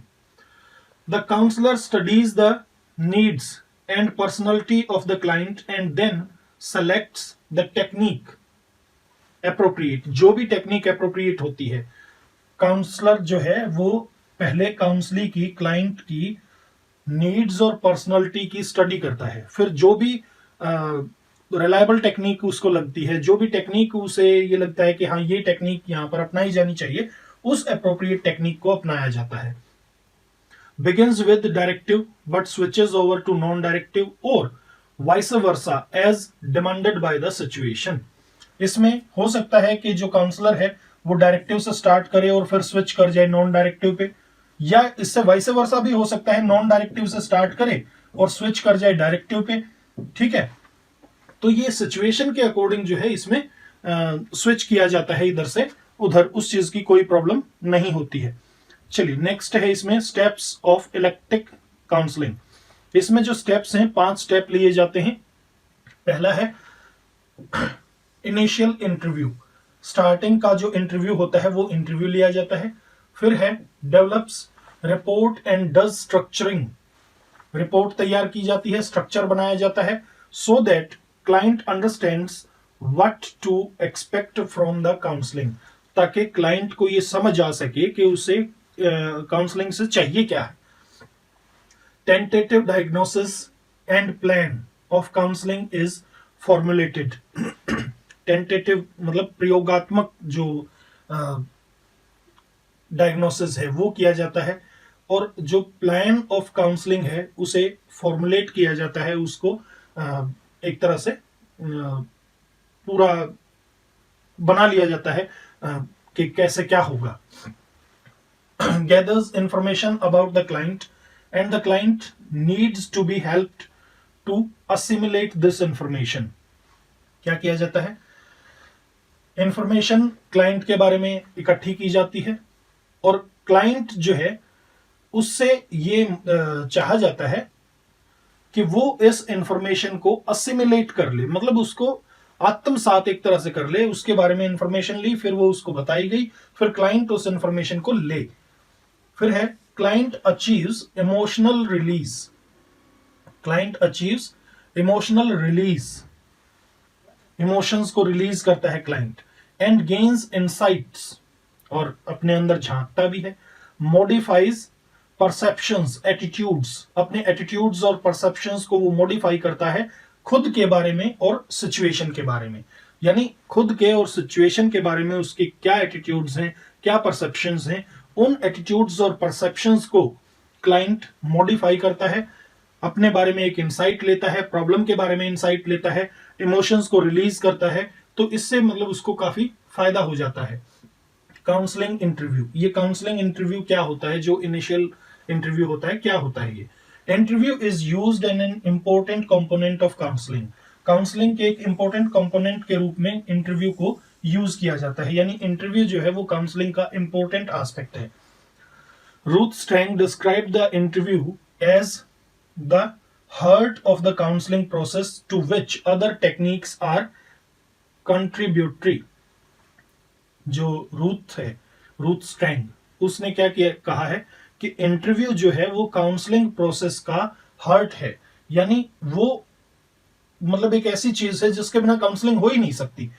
तो जो बाकी के जितने भी प्रोसेस हैं वो उसमें कंट्रीब्यूट करते हैं, उसमें योगदान करते हैं, यानी पहले इंटरव्यू होगा फिर उसमें बाकी के प्रोसेस योगदान करेंगे। एरिक्सन सेड दैट, एरिक्सन ने क्या कहा है, a counselling interview is a person to person relationship in which one individual with problems and needs turns to another person for assistance।